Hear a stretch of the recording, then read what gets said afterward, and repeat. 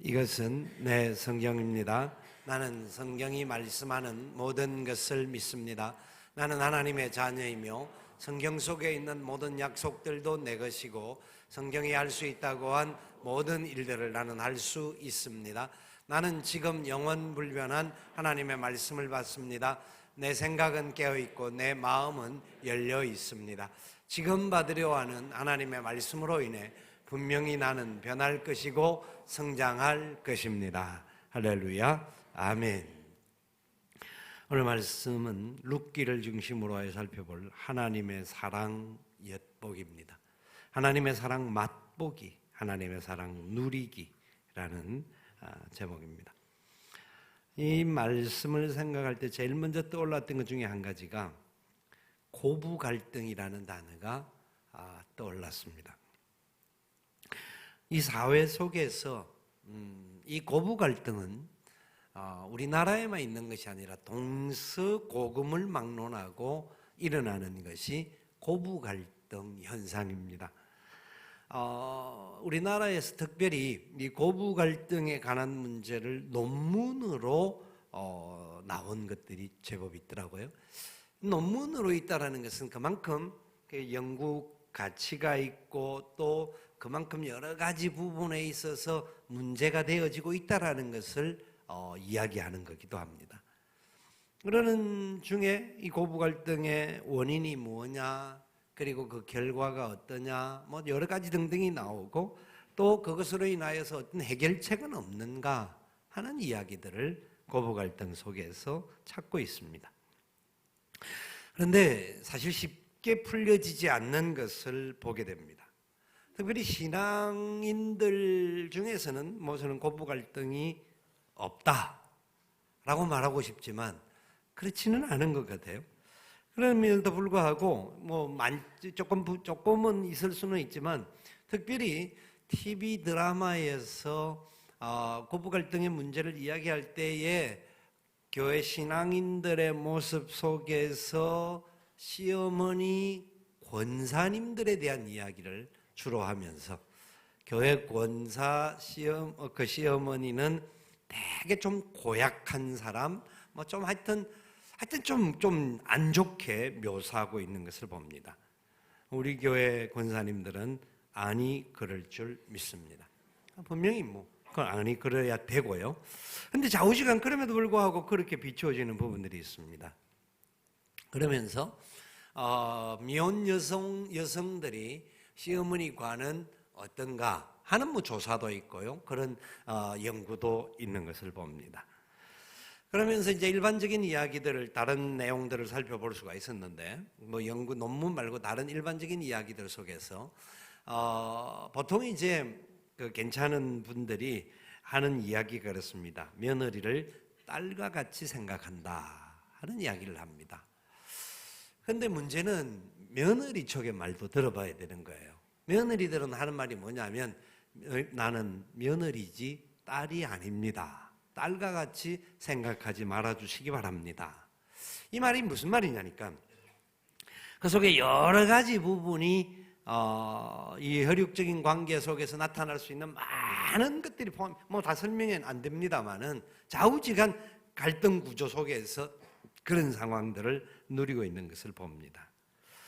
뿐만 아니라 요사이는 사실 시어머님들이 과거와는 좀 다르게 오히려 눈치 보고 사는 그런 상황들도 많이 있는 것들을 보는데 그래서 어떤 분이 고린도전서 13장을 이렇게 좀 내용을 바꾸어서 기록해 놓은 것을 볼 수가 있었습니다.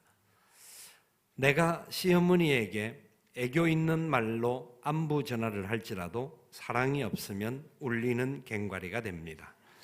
내가 세상 지식과 지혜로 교회의 집사가 됐을지라도 시어머니에 대한 사랑이 없으면 아무것도 아닙니다. 내가 내게 있는 재물로 시어머니에게 용돈을 드려도 그 속에 사랑이 없으면 아무 유익이 없습니다. 사랑은 시어머니가 무리한 요구를 할지라도 참고 시어머니가 심한 말을 할지라도 온유하며 남편이 시어머니 앞에서 재롱을 부려도 투기하지 않습니다. 사랑은 시어머니 앞에서 교만하지 않으며 시어머니에게 무례히 행치 않아야 합니다. 이 내용들이 가만히 살펴보면 참 아쉬운 마음들이 들게 합니다. 쉽지 않은 부분들이 있습니다만은 절대로 이 모든 것들은 서로와의 관계, 시어머니와 며느리와 양쪽에서 어느 한쪽의 절대적인 잘못이라고 하는 것보다는 서로 간의 관계 속에서 나올 수 있는 문제라고 생각합니다. 왜 아침에 말씀을 설명하기 전에 시어머니와 며느리의 관계, 고부간의 갈등에 대한 이야기를 길게 했냐면 오늘 본문에 등장하는 롯과 나오미는 시어머니와 며느리의 대표적인 모습을 가지고 있는 사람입니다. 어쩌면 그 결혼의 조건에서 볼 때에 미혼 여성들이 홀로 있는, 그러니까 홀로 된 시어머니 자리가 있는 집에 결혼하는 것에 대한 두려움들을 많이 갖습니다. 여러 가지 사회적인 상황들과 이런 여러 가지 문제들 속에서 나오는 이야기일 겁니다. 그런데 오늘 본문에 등장하는 롯과 나오미는 그 인생의 삶의 모습을 보면 얼마나 이들의 삶이 참 지지리도 어렵고 어려운 상황을 만난 사람인 것들을 보게 합니다. 앞에 부분, 1장 앞에 부분에 보면 나오미는 베들레헴 출신으로 살다가 남편과 함께 모압이란 지경에 흉년 때문에 내려갑니다. 그러다가 그곳에서 머물게 됩니다. 그 흉년에 머물게 되다가 그곳에서 남편을 잃게 됩니다. 남편을 잃고 난 다음에 두 아들이 있었는데 두 아들을 다 그 지역 모압 여인들과 결혼을 하게 합니다. 그런데 10년이 지나면서 이 두 아들이 또 시간차가 있겠지만 죽음을 만납니다.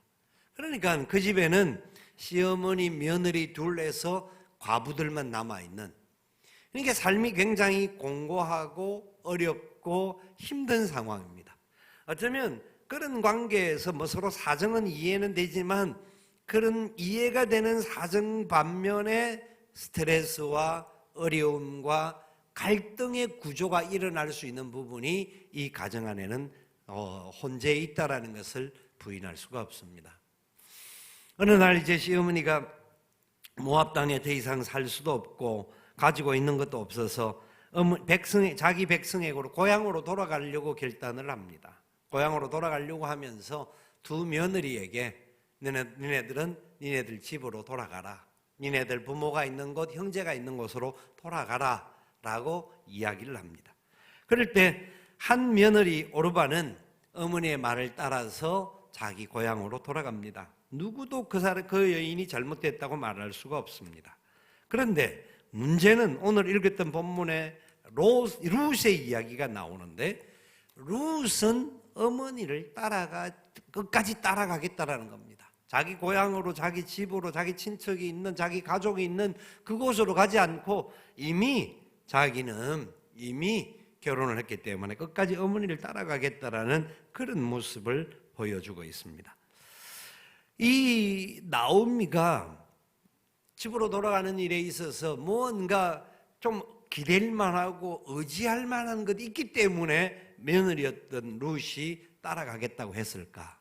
그렇지 않는 것을 봅니다. 자, 읽었던 본문 19절 20절의 이야기를 하는데, 자, 19절 20절 우리 같이 한번 읽어보도록 합니다. 이에 그 두 사람이 베들레헴까지 갔더라. 베들레헴에 이를 때에 온 성읍이 그들로 말미암아 떠들며 이르기를 이가 나오미냐 하는지라.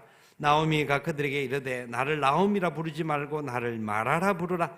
이는 전능자가 나를 심히 괴롭게 하셨습니다. 나오미는 기쁨, 희락 이런 뜻이 있습니다. 나오미라는 이름 자체에. 그런데 나오미라고 사람들이 나오미, 이 사람이 나오미 맞아? 하고 오래간만에 돌아온 나오미를 향해서 말을 하니까 그 몰골이 이상했던지 정확하게 알지를 못했던지 그런 상황이었는지도 모릅니다. 그럴 때 나오미가 스스로 고백하기를 나를 나오미라고 기쁨이라 희락이라고 말하지 말고 나를 마라라 불러라. 마라라고 하는 말은 쓴물에서 마라에 쓴물이 있듯이 쓰다, 괴롭다, 고통 이런 것들이 담겨 있는 내용입니다. 그러니까 나오미는 지금 현재의 삶이 어떤 것도 소유하지도 않고 어떤 것도 없는 가장 괴롭고 가장 힘든, 심지어 21절에 풍족하게 나갔는데 여호와께서 내가 비어 돌아오게 하였다. 다 털리고 아무것도 없는 상황에서 터덜터덜 고향에 돌아온 쓰디쓴 인생길의 결과물이 나옴이라는 겁니다. 그러니까 룻이 그런 어머니를 따라간다는 게 이해가 되겠습니까? 도대체 이해가 되지 않을 겁니다. 요사이 같으면 뭐 그런 상황에서 아들도 죽고 다 없는 상황이라고 하면 어쩌면 친정 식구들이 먼저 데려가려고 할지도 모를 겁니다.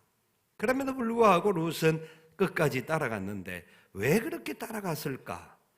본문에서 한번 나름대로 유추해서 찾아봅니다. 16절 17절 같이 한번 읽어보겠습니다. 룻이 이르되 내게 어머니를 떠나며 어머니를 따르지 말고 돌아가라 강건하지 마옵소서. 어머니께서 가시는 곳에 나도 가고 어머니께서 머무시는 곳에 나도 머물겠나이다. 어머니의 백성이 나의 백성이 되고 어머니의 하나님이 나의 하나님이 되시리니 어머니께서 죽으시는 곳에서 나도 죽어 거기 묻힐 것이라. 내가 죽는 일 외에 어머니를 떠나면 여호와께서 내게 벌을 내리시고 더 내리시기를 원하나이다 하는지라. 아멘. 룻은요 강건하게 자기 어머니가 돌아가라고 하는데도 불구하고 그렇게 하지 말라고 요청을 하는 겁니다. 그러면서 끝까지 가겠다라는 겁니다. 어머니가 가는 곳에 가고 머무는 곳에 머물고 백성이 나의 백성이 되고 어머니의 하나님이 나의 하나님이 되고 어머니가 죽는 곳에서 나도 죽어서 거기 묻힐 것입니다. 이 며느리는 도대체 어떻게 된 며느리인지 왜 그 어머니를 이렇게도록 따르겠다고 했을까요? 저는 16절 17절에서 유추하기를 이 어머님의 따뜻하고 온유하고 나름대로, 왜냐하면 지금 며느리들을 돌려보내는 그 모습과 그 이후의 상황들을 봐도 이 나오미의 모습이 굉장히 룻에게 있어서 귀감이 된 모습이었던 것 같습니다. 그 어머니와 함께 평생을 걷는다고 하면 여러 가지 고달픔이 있을지는 몰라도 나름대로 의미가 있고 그 받은 은혜가 있기 때문에 내가 어머님을 모시는 것이 어쩌면 당연하지 않을까 하는 따뜻한 마음을 그 어머님을 통하여 받게 된 것은 아니겠는가. 뿐만 아니라 그 어머님이 가지고 있는 신앙이 그냥 앞에서만 있는 것이 아니라 참으로 하나님을 바라보는 신앙, 하나님과 함께 동행하는 모습이었던 것 같습니다. 그래서 이 룻도 어머니의 하나님이 나의 하나님이 되시리니 하는 고백을 합니다. 그가 하나님을 더 깊이 알는지 모르는지는 모르지만 그 어머님을 통하여서 하나님의 살아계심을 이 어렵고 고통 과정 속에서도 그래도 끝까지 하나님을 붙드시는 그 어머님을 통하여서 하나님을 깨닫게 되는 이 룻의 모습이 있었지 않겠는가. 여러분, 이 룻과 나오미의 관계에는 우리가 일반적으로 말하는 고부 갈등 찾아볼 수 없는 내용이 나타나고 있습니다. 서로 어떻게 하든지 간에 위해주고 어떻게 하든지 간에 사랑하는 모습이, 따뜻함의 모습이 그들 속에 있었던 것을 보게 합니다. 하나님께서 룻에게는 나오미를 붙이셨고 나오미에게는 룻을 붙여주심으로 인하여서 그 어렵고 힘든 상황에서 하나님의 끈질기고 포기하지 않는 사랑을 깨달을 수 있도록 해 주셨다라는 겁니다. 여러분, 우리의 가족들 관계 속에서 참 나름대로 열심히 한다고 할지라도 서로 이해되어지지 못하는 부분들 때문에 갈등이 있을 수가 있는데, 하나님의 사람들인 이들의 모습과 같이 우리도 하나님을 제일로 모시고 그 사랑의 붙들림을 받게 될 때에 하나님께서 좋은 관계로 회복시키시고 이끄시고 채우시는 그런 은혜의 역사가 여러분의 삶의 자리 속에도 나타날 수 있기를 소망합니다. 며느리 시어머니 안 보면 그만이지가 아니라 하나님이 내게 주신 하나님의 은혜의 약속임을 기대해야 합니다. 이 룻기는 사사기 다음에 룻기가 있고 룻기 다음에 사무엘 상하가 나오는데 시대적으로 그렇게 가는 것이 아니라 룻기는 사사들이 활동하는 시대에 있었던 이야기입니다. 사사기 시대의 특징은 어떤 특징이었습니까? 사사기서 마지막 절에 말하는 것은 이들이 왕이 없으므로 자기 소견에 옳은 대로 자기가 하고 싶은 대로 하는 그런 삶을 살았던 존재가 사사시대의 사람이었습니다. 그래서 사사시대의 사이클이 있어서 많은 문제가 계속 반복되어졌던 시대였지만 어렵고 힘들고 문제가 많은 사람도 있었고 문제가 많은 세대였지만 그럼에도 불구하고 그 중에도 하나님의 남은 그루트기와 같은 나오미와 룻과 같은 사람을 하나님이 세우셔서 그 시대 속에서도 하나님 붙들고 믿음으로 걸어가는 아름다운 발걸음의 역사를 주신 줄 믿습니다. 여러분, 우리가 사는 이 시대 만만한 세상이 아닙니다. 여러 가지 어려움들과 여러 가지 상황들이 많아서 개인적인 고부간의 갈등뿐만 아니라 수없는 삶의 자리 속에서 나타날 수 있는 많은 문제점들을 안고 살아갈 수가 있습니다. 그러나 그 속에서 우리가 살 때 힘들고 어려운 과정이 있을지라도 하나님의 사람들로 하나님의 손에 붙들려 살면 하나님께서 반드시 회복시켜 주시는 줄 믿으시기 바랍니다. 그 은혜를 누리면서 살아가셔야 합니다. 그리고 난 이후에 이제 2장부터 이제 보아스가 등장을 하는데요. 보아스, 이게 룻과 나오미 그리고 보아스라고 하는 세 주인공의 이야기가 이 룻기의 이야기입니다. 보아스가 등장하는 것은 룻이 우연히 2장 3절에 보니까 우연히 보아스에게 속한 밭에 가서 이삭을 줍는 일을 합니다.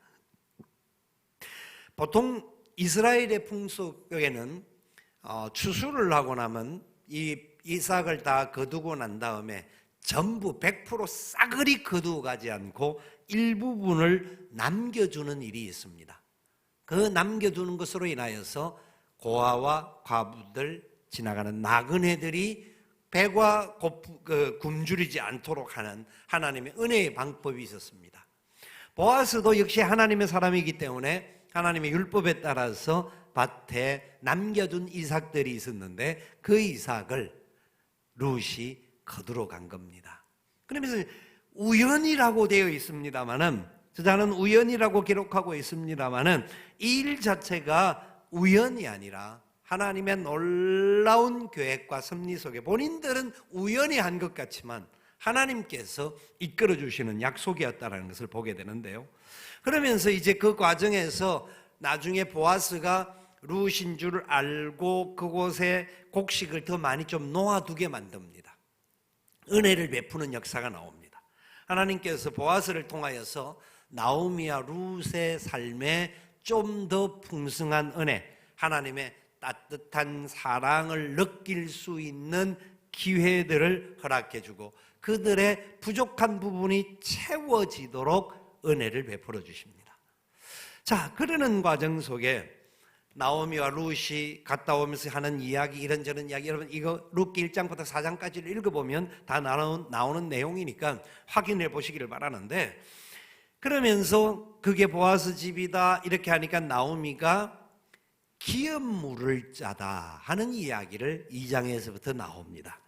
기업 물을 짜라고 하는 내용이 나오는데 2장 20절에 기업 물을 짜라고 하는 말이 나오고 3장에 가서도 기업 물을 짜라고 하는 이야기가 9절과 12절, 13절 그리고 4장에도 기업 물을 짜라고 하는 말이 3절, 4절 등등해서 나옵니다.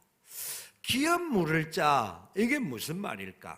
기업 물을 짜라는 말이 무슨 말일까? 보아스가 기업 물을 짜다라고 하는데 이게 무슨 말일까? 기업 물을 짜는 구약성경 레위기 25장에 하나님의 은혜의 역사가 나타나는 과정에서 설명되어지는 부분인데요.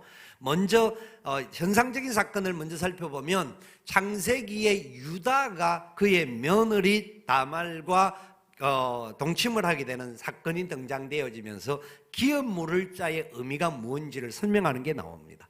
신약에 가면 그런 바리새인들의 질문들이 있잖아요. 그 서기관들의 질문들이 예수님 앞에 형이 죽었고 아들이 죽고 첫째 아들이 죽을 때에 둘째는 그 며느리가 있는데 첫째가 죽으면 둘째하고 결혼하고 둘째가 좀 셋째하고 결혼하고 넷째하고 결혼하고 이렇게 되면 천국에 가면 누구하고 사느냐 이런 질문을 합니다. 그 내용이 바로 기업 물을 자의 의미를 설명하는 거예요. 이게 무슨 말이냐면 하나님께서 그 이스라엘 가문을 보존하셔서 하나님의 장자의 권속이 계속 이어지도록 하는 축복의 통로입니다. 이것은 이상한 윤리적이고 문화적인 충격을 주는 것이 아니라 하나님의 놀라운 섭리, 회복하시는 섭리와 관계되어 있는데 레위기 25장에 무슨 내용이 나오느냐 하면 이 기업 물을 자라는 말을 히브리어로 그래서 고엘이라고 그럽니다. 고엘이라는 말은 기업 물을 제도 이런 것들을 이야기하는데 쉽게 말하면 이런 겁니다. 그 가족 중에서 남편이 죽으면 그 아들들이 없으면 친척 중에서 가까운 사람이 이 가문을 돌보아주는 역할을 하는 겁니다. 이 역할인데 구체적으로 성경은 뭐라고 이야기하냐면 레위기 25장에 안식일, 안식년, 희년 등등을 이야기하면서 이 기업 물을 자와 연결되는데 자손들이 대를 이어가는 복을 주는 것도 하나님의 기업이 그 가정에 이어가는 것이고 뿐만 아니라 토지에 대한 문제도 레위기 25장에 말합니다.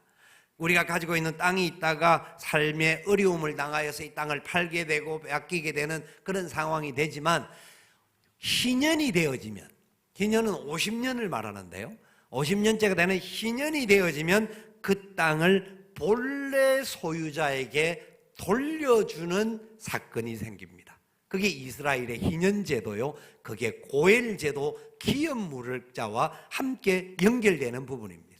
그러니까 결국 이것은 뭐 복잡한 이야기 같지만 간단하게 말하면 하나님께서 하나님의 백성을 끝까지 책임지시되 자손 만대까지 하나님의 보호하심 아래서 그들이 살아갈 수 있게 된다 하는 축복의 원리입니다. 그 축복의 원리를 룻기에서 구체적으로 나타나는 사람 중에 한 사람이 보아스라는 사람입니다. 보아스는 이 나오미와 친척 관계에 있었던 사람인데 그래서 그 나오미가 보아스의 기업 물을 짜임을 알고 그렇게 연결을 하는데 보아스는 굉장히 지혜로운 사람이었습니다. 자기가 1순위가 아니고 2순위였어요. 그래서 1순위였던 사람의 그 권한을 자기가 빼앗지 않고 권한을 줍니다. 1순위가 한다고 하면 나는 그렇지 않는다. 1순위가 우선이다 해서 친척에 이야기를 합니다. 그러니까 1순위가 결혼을 하겠다고, 룻과 그러면 해서 아들 결혼을 하겠다고 하니까 보아스가 다시 묻기를 하나님의 고일제도의 원리는 아들이 나면 당신의 아들이 아니라 나오미의 가문의 아들이 되어진다 라고 말하니까 1순위자가 포기를 합니다. 그러니까 2순위였던 보아스가 이 기업 물을 자의 권한, 이것은 자기가 무엇을 의미를 살펴가기 위해 아니라 하나님의 철저한 사랑의 원리를, 하나님의 은혜의 역사를 부족하고 어렵고 고통 가운데 있는 사람들에게 회복되게 하시는 하나님의 놀라운 섭리의 역사입니다. 그래서 그 일에 보아스가 순종을 합니다. 순종을 하여서 나중에 룻과 함께 결혼을 하여서 아들을 낳게 됩니다. 자, 4장 13절 이하에서 우리 같이 한번 읽어봅시다. 4장 13절부터 17절까지 우리 같이 읽습니다. 이에 보아스가 룻을 맞이하여 아내로 삼고 그에게 들어갔더니 여호와께서 그에게 임신하게 하심으로 그가 아들을 낳은지라. 여인들이 나오미에게 이르되 찬송할지로다. 여호와께서 오늘 내게 기업 물을 자가 없게 하지 아니하셨도다. 이 아이의 이름이 이스라엘 중에 유명하게 되기를 원하노라. 이는 내 생명의 회복자이며 내 노년의 봉양자라. 곧 너를 사랑하며 7 아들보다 귀한 네 며느리가 낳은 자로다 하니라. 나오미가 아기를 받아 품에 안고 그의 양육자가 되니 그의 이웃 여인들이 그에게 이름을 지어주되 나오미에게 아들이 태어났다 하여 그의 이름을 오벳이라 하였는데 그는 다윗의 아버지인 이새의 아버지였더라. 아멘. 이 놀라운 역사가 일어나는데요, 제가 설명했던 내용에 대하여서 다시 한 번 더 이 부분은 확정해서 이야기를 합니다. 그 아이는 나오미의 품으로 가는 그 집안의 대를 잇는 아이가 되는데 그 이름이 오벳이었습니다. 여러분, 이 룻을 통하여 태어난 이 오벳은 다윗의 할아버지였고 결국 예수 그리스도의 조상이 되어집니다. 하나님의 놀라운 섭리가 이방 여인으로서 우리나라에도 이방에서 그 다른 나라에서 시집 온 며느리들이 살아가는 어려움, 좋은 데도 있지만 어려움을 갖는 경우가 많죠. 그런데 남편이 있어도 어려울 수가 있는데 남편도 없는 진짜 제자리 궁상맞은 삶을 살아가야 했던 룻이었는데 하나님은 그 사랑을 포기하지 않고 믿음으로 하나님 따라 그 어머니가 가는 곳 하나님이 보내는 장소임을 믿고 따라왔던 이 룻을 하나님께서 높이 들어쓰셔서 예수 그리스도의 중요한 족보에 등장하는 사람으로 세우신 겁니다. 마태복음 1장에 등장하는 4여인 중에 한 여인이 바로 룻입니다. 이방 여인으로서 자기의 편한 삶으로 마음대로 돌아갈 수 있었던 사람이었지만 하나님의 은혜의 역사를 발견하고 난 이후에 그는 하나님을 끝까지 따랐고 어머니와 함께 이곳까지 와서 그들의 삶은 참으로 하나님의 영광을 경험하는 축복의 삶이 되었습니다. 주위에 있는 보아스가 룻에게 했던 이야기입니다. 그 나오미에게 한 이야기입니다. 이 여인은 7 아들보다 더 귀한 너의 며느리다, 이렇게 이야기를 하면서 축복을 합니다. 나오미와 룻과의 관계 속에 아름다운 관계가 유지되어졌을 때에 이 룻은 고부 갈등은커녕 얼마나 하나님의 사랑을 받은 사람답게 그 사랑을 제대로 실천하고 그래서 복의 복을 받아 예수 그리스도의 조상의 어머니로 등장하는 이런 놀라운 은혜가 있게 되었습니다. 여러분, 우리가 사는 세상은 우리 생각대로 되지가 않죠. 내 마음은 그렇지 않은데 삶의 환경이 많이 어려워서 고부간의 갈등, 우리도 모르게 경험할 수 있고, 아니 그것보다 다른 또 많은 사건들이 우리를 힘들게 하는 부분들이 있을 수가 있습니다.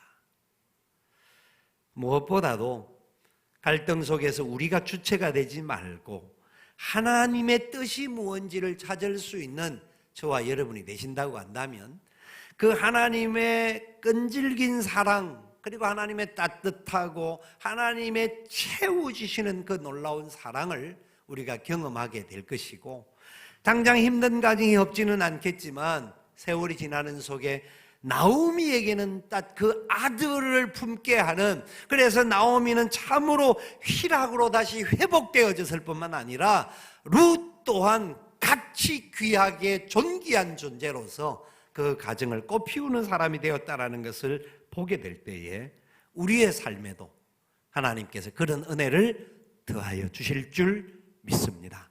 그 은혜를 받아야 합니다. 그래서 우리도 그렇게 살기를 소망해야 합니다. 진짜 어떤 인간적인 감정이나 당장의 어떤 상황의 문제 때문에 갈등을 일으키는 자가 아니라 힘들지만 진짜 그 속에서 하나님의 뜻이 뭡니까? 하나님, 이 가정이 하나님의 뜻을 이루는 가정 되게 하시고 예수 그리스도의 영광의 역사를 나타내는 축복의 삶이 우리들 가운데 일어나게 도와 주시옵소서. 결단하며 걸어가셔서 여러분들의 모든 가정사가 하나님의 영광을 나타내고 조상 대대, 오는 우리 자손 대대에 이 복을 물려주는 은혜가 일어날 수 있기를 살아계신 예수님의 이름으로 축원을 드립니다. 아멘.